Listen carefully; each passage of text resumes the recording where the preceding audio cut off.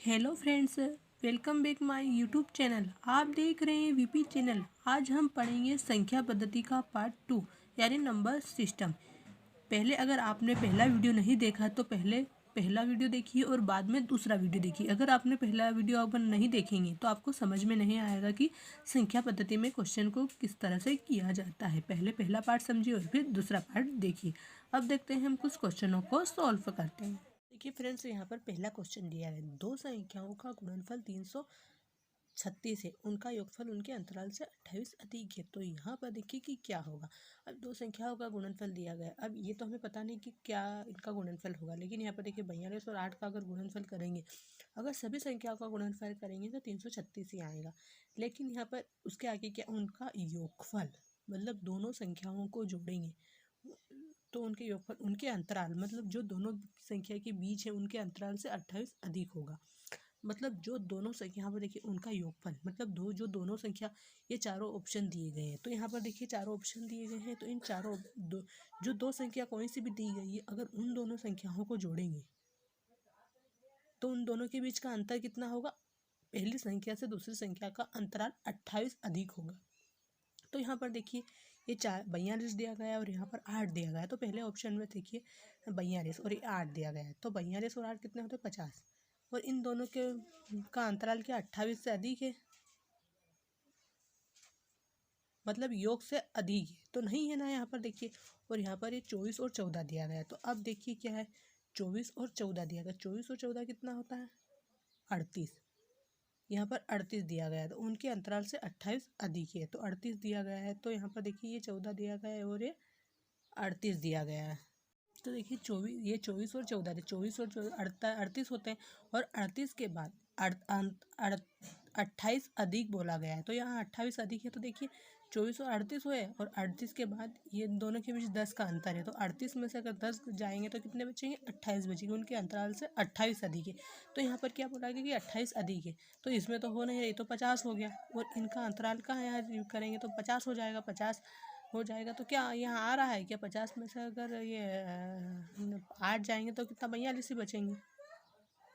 इन दोनों को जोड़ेंगे फिर भी 50 में से अगर 8 गए तो 42 ही बचेंगे। यहाँ 24 और 14 को अगर जोड़ा है हमने, तो यहाँ पर कितना बचा, यहाँ होगा 38। और 38 इन दोनों के बीच का अंतर क्या आ रहा है, यहाँ पर तो अंतर कितना आ रहा है, तो यहाँ पर 34 अंतर आए, यहाँ पर तो 10 अंतर आया। 34 में से अगर 28 जाएंगे तो 6 ही बचेंगे। और यहाँ पर देखिए अगर ये अंतर हम करेंगे तो यहाँ पर 10 अंतर आएगा, और उनके अंतर से 28 अधिक है, तो यहाँ 10 अंतर आएगा, 10 और 28 जोड़ेंगे तो 38 हो जाएंगे। तो ये 24 और 14 आएगा, तो 24 और 14 का अगर हम गुणा करेंगे तो कितना होगा, 336। तो इसका आंसर क्या होगा, 336 होगा।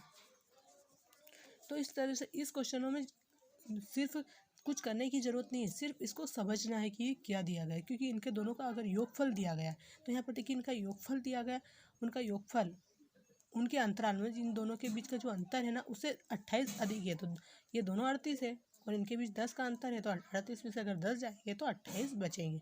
तो अब देखते हैं अगला क्वेश्चन। तो फ्रेंड्स यहाँ पर दिया गया, तीन धनात्मक संख्याओं में पहली तथा दूसरी का गुणनफल 42, दूसरी तथा तीसरे का 56 और तीसरी तथा पहले का 48, तदनुसार तीसरी संख्या क्या है। तो यहाँ पर क्या पूछा, तीसरी संख्या को पूछा गया है। मतलब यहाँ किसी दो संख्या का गुणा करके संख्या तो दी गई है, लेकिन हमें पता करना है कि तीसरी संख्या कौन सी है उसमें। तो यहाँ पर देखिए ये तीन संख्याओं में पहली तथा दूसरी का गुणनफल 42, तो 42 तो यहाँ पर देखिए 6 और 7, ये 6 और 7 का हम गुणा करेंगे तभी इसका गुणनफल 42 होगा ना, क्योंकि यहाँ पर गुणनफल तो दिया है लेकिन वो संख्या नहीं दी गई कि किसका। तो हम 42 तो 6 और 7 का ही करेंगे। ऐसे तो 14 और 2 का भी करेंगे, लेकिन ऐसा नहीं होगा क्योंकि यहाँ 6 और 7 का ही होगा, सिर्फ अंतर एक का होना चाहिए। तो यहाँ देखिए 42, तो यहाँ पर देखिए 42 आ गया। तो पहली संख्या क्या है, 6, और दूसरी संख्या ये है, तो 42। अब यहाँ देखिए दूसरी तथा तीसरी का 56, दूसरी और तीसरी का 56 आ रहा है। तो अब देखिए दूसरी तो ये कितना होगा, 56 कितना, 7 गुणित 8, ये 56। तो ये देखिए यहाँ पर ये कौन सी संख्या है, ये दूसरी है, और ये तीसरी बताई गई है, दूसरी तथा तीसरी। और तीसरी तथा पहली का 48, तीसरी और पहली का तो 48, तो तीसरी का तो 8 है, तो ये 8 और 6 तो 48। तदनुसार तीसरी संख्या क्या है, तो देखिए यहाँ पर ये तीसरी संख्या ये 8 दी गई है और यहाँ पर भी 8 गुणित 6 48 होता हुआ है। तो यहाँ पर देखिए 8 तीसरी संख्या कौन सी आ रही, 8 आ रही है। तो कि हमने 6 और 7 का गुणी किया तो 42 आया, और 7 और 8 का किया तो 56 आया, और 8 गुणित 6 किया तो 48 आया। मतलब यहाँ पर स्पष्ट दिखाई दे रहा है कि तीसरी संख्या 8 है। तो 8 हमारा आंसर होगा, क्योंकि ये तीसरी संख्या 8 दी गई है। तो अब देखते हैं इस क्वेश्चन को अच्छे से समझिए, क्योंकि संख्या बदल के दे सकता है। करना तो ऐसे ही है, तरीका तो हमारा यही रहेगा इस क्वेश्चन में, लेकिन संख्या सिर्फ बदल के दे सकता है। क्योंकि ये भी आप 10 सालों से आ रहे हैं एग्जाम में, क्वेश्चन ही हम आपको करवा रहे हैं, क्योंकि इस टाइप के क्वेश्चन एग्जाम में आते हैं। सिर्फ वो संख्या चेंज कर देता है, लेकिन देता तो इसी तरह के ही क्वेश्चन है। इसलिए इन क्वेश्चनों को अच्छी तरह समझिए और इनको घर पर करने का प्रयास कीजिए कि आपको इसको किस तरह से करना चाहिए। आपको जिस तरीके से सिंपल लगे इस तरह से आप कीजिए, क्योंकि परीक्षा में आप जल्दी से जल्दी आपको करना है बहुत कम टाइम में। तो देखिए अब अगला क्वेश्चन, यहाँ पर इस क्वेश्चन में दिया गया है कि दो संख्याओं का जोड़ 24 है और उनका गुणनफल 143 है, तदनुसार उनके वर्गों का योग कितना होगा। तो अब देखिए यहाँ पर ये वर्गों का योग पूछा है, तो दो संख्याओं का जोड़ बताया गया है 24। तो हमें ये पता करना है कि दो संख्याओं का गुणनफल करेंगे तो 143 कब होगा। तो यहाँ पर देखिए 13 121 की यानी 11 की टेबल में भी 11, अगर उसका वर्ग 121 हुआ, 11 11 22, तो वो भी हो सकता है, और 13 का भी हो सकता है। तो ये देखिए इनका जोड़ भी 24 करना है हमें। तो यहाँ पर देखिए कि 24, तो 13 का कितना होता है, 13 और गुणित 11 करेंगे तो 143 आएगा। तो यहाँ पर और 13 प्लस 11 बराबर 24 भी होगा, और 13 गुणित अगर 11 करेंगे तो कितना होगा यहाँ पर 143। अब 143 तो यह हो गया। इसके बाद क्या पूछा है, तदनुसार उनके वर्गों का योग कितना होगा। तो फ्रेंड यहाँ पर देखिए उनके वर्गों का, तो 13 का वर्ग कितना होता है 169, और 11 का वर्ग कितना होता है 121, तो बराबर में क्या होगा 290। तो इन 13 और 11 का दोनों वर्गों के योग पूछा था, तो 290 होता है। तो यहाँ पर देखिए इन दोनों का योग 290 है, तो आंसर भी क्या होगा 290 आएगा। तो इसमें सिर्फ ये बताएं दो संख्याओं का जोड़ 24 है और उनका गुणनफल 143, तो उनके वर्गों का जोड़ बताना है सिर्फ हमें। तो ये 200 जोड़ आएगा 290। तो हमारा आंसर है 290 नहीं 90। तो यहाँ पर देखिए अगला क्वेश्चन, तो यहाँ पर दी गया तीन संख्याओं का योगफल 132 है। यदि पहली संख्या दूसरी संख्या से दुगुनी और तीसरी संख्या पहली संख्या की तिहाई तो दूसरी संख्या है। तो यहाँ पर दूसरी संख्या का पूछा गया है। तो यहाँ पर देखिए तीन संख्याओं का योगफल 132 है। योगफल 132 दिया गया है। तो अब देखिए इसमें क्या दिया गया है, यहाँ पर यदि पहली संख्या दूसरी संख्या से दुगुनी और तीसरी संख्या पहली संख्या की एक तिहाई, तो एक तिहाई पहले हम तीसरी संख्या को करेंगे। ये पहली संख्या दूसरी संख्या तिहाई, मतलब पहली तो तिहाई, तो मान लो ये एक हो गई, कितने एक हो गई, और ये संख्या इसकी तिहाई एक, हाँ एक हो गई, तो ये तिहाई हो गई। एक नहीं मानेंगे, इसको दो मान लेंगे, क्योंकि फिर क्वेश्चनों को सॉल्व करेंगे तो प्रॉब्लम आएगी। तो तिहाई, तो इसकी ये 6 हो गई, क्योंकि ये एक तिहाई है। और क्या कहा गया है योगफल, यदि पहली संख्या दूसरी संख्या से दुगुनी, इससे दुगुनी है पहली संख्या दूसरी से, तो ये 3 हो गया, 3 और 2 ये 6, 3 और 2।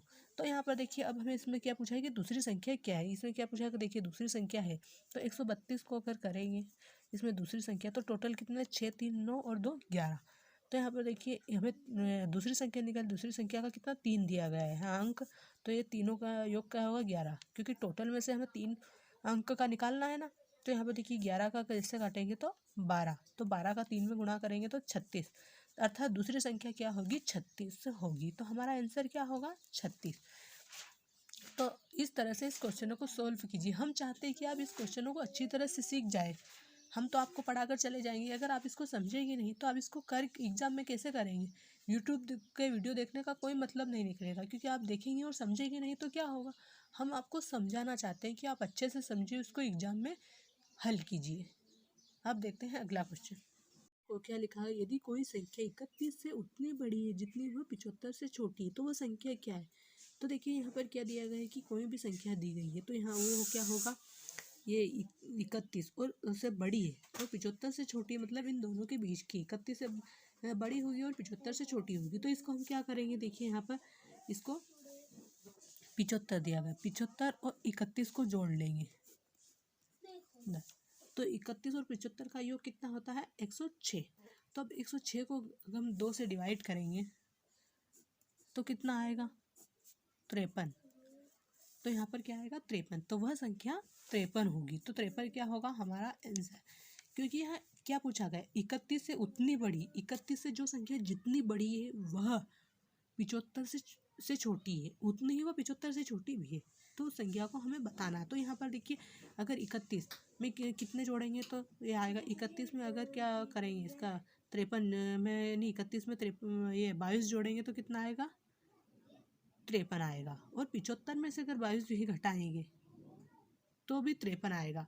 अर्थात 53 वह संख्या है जो 31 से उतनी ही बड़ी है और 75 से वह उतनी ही छोटी है। तो इसका आंसर होगा 53। यहाँ पर दिया गया है वह संख्या ज्ञात कीजिए जिसका 1/7 भाग उसके 1/11 भाग से 100 अधिक है। तो यहाँ पर देखिए कि वह 1/7 जो भाग दिया गया है, ये अगर हम किसी भी चीज़ का हिस्सा करते हैं, किसी वस्तु का हिस्सा करते हैं किसी का भी, तो 1/7 भाग और उसका 1/11 भाग का जो ये अंतर दोनों के बीच का कितना है 4 का, तो वो भाग क्या है 100 अधिक है, 1/11 भाग 100 अधिक है। तो हमें पर वो भाग याद करना है कि वह क्या है। तो यहाँ पर देखिए अभी हमको क्वेश्चन को सॉल्व करते हैं। तो अब देखिए यहाँ पर दिया गया है 11 अधिक है, तो इसको हम आपको उसकी ट्रिक बताते हैं। तो यहाँ पर देखिए क्या हो रहा है 11, तो यहाँ 1/11 दिया गया, एक की तो कोई वैल्यू नहीं होती क्योंकि अगर बटे में एक लिखते भी है कोई और कोई नहीं भी लिखता है, उसकी कोई वैल्यू नहीं होती। तो यहाँ पर देखिए 11 - 7 और नीचे में देखिए 11 × 7, तो 11 में से अगर 7 जाएंगे तो कितने बचेंगे, ये 100 भी लिखने हैं अभी, ये गुणित 100, यहाँ पर गुणित 100 होगा। अब देखिए बराबर 11 में माइनस करेंगे तो 4 और 11 का अगर 7 में गुणा करेंगे तो कितना होगा 77, ये गुणित 100, क्योंकि 100 यही है, ये 100 अधिक दिया गया ना है तो 100 यही है।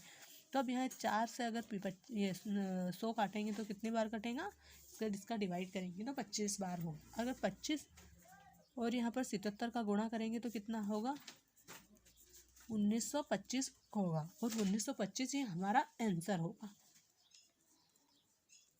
क्योंकि यहाँ पर ये पूछा गया है कि 1/7, अगर 1/7 भाग और 1/11 भाग के बीच का अंतर कितना है 100 दिया गया है, तो वह संख्या हमें याद करनी, तो वह संख्या होगी 1925। तो देखिए यहाँ 11, अगर सिर्फ इसमें 11 में से 7 को घटाना है मतलब माइनस करना है और 11 × 7 करना है, तो ये 77 आएगा, और गुणित 100 अधिक है तो वही गुणित करना है, और ये अगर इन दोनों को घटाएंगे तो 4 आएगा, और अगर 11 × 7 करेंगे तो यहाँ पर 77। तो यहाँ पर देखिए और इस 100 में को ये 25 और 77 को अगर गुणा करेंगे तो 1925 आएगा। इस तरह यह हमारा आंसर हो गया। हमने आपको पहले फर्स्ट पार्ट पढ़ाया तो फर्स्ट पार्ट को देखिए, अगर आप सेकंड पार्ट को देखेंगे तो आपको समझ में नहीं आएगा। पहले फर्स्ट पार्ट को देखिए क्योंकि उसमें हमने पहले समझाया, अगर वो आप देख लेंगे और फिर अगर ये दूसरा पार्ट देख लेंगे तो आपको अच्छे से, अगर इस संख्या पद्धति से रिलेटिव एग्जाम में अगर कोई भी क्वेश्चन आया तो आप इसको आसानी से कर पाओगे। तो अगर हमारा वीडियो आपको पसंद आए या अच्छे से समझ में आए और अच्छा लगे तो आप इसे लाइक एंड सब्सक्राइब जरूर कीजिए और अपने दोस्तों में शेयर कीजिए, ताकि हम कोई भी अगला वीडियो डालें तो नोटिफिकेशन सबसे पहले आप तक ही पहुंचे। और अपने दोस्तों में शेयर कीजिए ताकि वो भी अगर किसी कॉम्पिटिटिव एग्जाम की तैयारी कर रहे हैं तो वो भी इसे पढ़े और देखे और समझे और एग्जाम में अच्छे अंक लाए। धन्यवाद।